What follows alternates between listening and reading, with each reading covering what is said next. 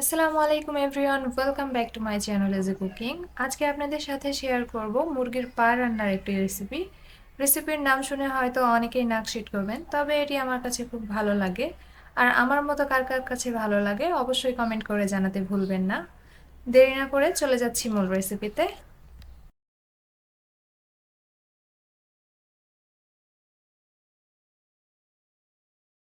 চুলাতে একটা প্যানে হাফ কাপ পরিমাণ তেল দিয়ে দিচ্ছি। আমি হাফ কেজি পরিমাণ মুরগির পা, গিলা, কলিজা এবং গলার জন্য এখানে হাফ কাপ পরিমাণ তেল ব্যবহার করছি। সাথে দিয়ে দিচ্ছি হাফ কাপ পরিমাণ পেঁয়াজ কুচি, 1 টেবিল চামচ পরিমাণ রসুন কুচি, 10-12টা কাঁচা মরিচের ফালি, সবগুলো দিয়ে একটু নরম করে ভেজে নিচ্ছি। ভাজা হয়ে গেলে অ্যাড করে দিচ্ছি 3টা দারচিনি, একটা বড় এলাচ, 2টা ছোট এলাচ, 2টা তেজপাতা, 4টা লবঙ্গ, 7-8টা গোলমরিচ আর কিছুটা গোটা জিরা। সবকিছু দিয়ে একটু ভালোভাবে নেড়ে চেড়ে মিশিয়ে নেওয়ার পরে অ্যাড করে দেব বাটা মশলা। এখানে আমি 1 টি স্পুন পরিমাণ আদা বাটা, 1 টি স্পুন পরিমাণ জিরা বাটা ও 1 টি স্পুন পরিমাণ রসুন বাটা ইউজ করছি। আপনারা যদি পরিমাণে বেশি নেন তাহলে এখানে বেশি মশলা ইউজ করতে হবে। তো সবকিছু দিয়ে একটু নেড়ে চেড়ে মশলার কাঁচা ভাবটা যাওয়া পর্যন্ত ভেজে নিচ্ছি।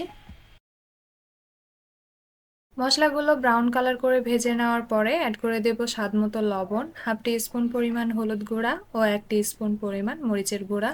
এখানে আপনারা মরিচের গুঁড়াটা আপনাদের স্বাদ অনুযায়ী কম বা বেশি ব্যবহার করতে পারেন। তো আমি মশলাটাকে কষিয়ে নেব, সেই জন্য কিছুটা পানি দিয়ে দিচ্ছি। পানি দেওয়ার পরে মশলাটাকে অল্প কিছুক্ষণ কষিয়ে নিতে হবে।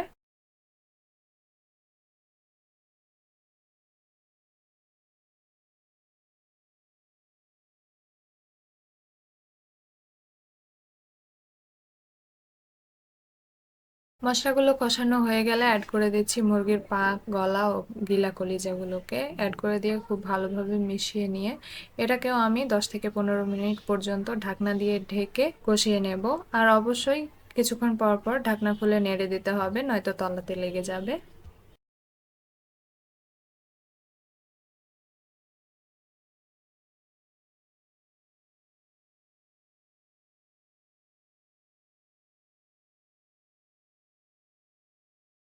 মুরগির পাগুলো কষানোর মাঝামাঝি অবস্থায়, মানে 6 থেকে 7 মিনিট গেলে অ্যাড করে দেব একটা টমেটোর পেস্ট। আমি এখানে আগে থেকে একটা টমেটো পেস্ট করে রেখেছিলাম, সেটা অ্যাড করে দিচ্ছি। আর দিয়ে দেব কিছুটা মুরগির মাংসের মশলা। এটা অপশনাল, আপনাদের কাছে থাকলে ইউজ করতে পারেন। এছাড়াও যদি বাড়িতে এমনি গরম মশলা গুঁড়া থাকে সেটা ইউজ করলেও এর পারফেক্ট টেস্ট পাওয়া যায়। তো আমি এটাকে দিয়ে আরও কিছুক্ষণ কষিয়ে নিচ্ছি। মুরগির পাগুলো খুব ভালোভাবে কষিয়ে নেওয়া হয়ে গেছে। এই পর্যায়ে মুরগির পাগুলো কিন্তু অর্ধেক সেদ্ধ হয়ে গেছে। এখন অ্যাড করে দেব 2 কাপ পরিমাণ পানি। পানিটা অ্যাড করে একটু নেড়েচেড়ে ঢাকনা দিয়ে ঢেকে যতক্ষণ পর্যন্ত পানিটা না শুকিয়ে যাবে ততক্ষণ পর্যন্ত মাঝে মাঝে নেড়েচেড়ে এটাকে আমরা রান্না করে নেব।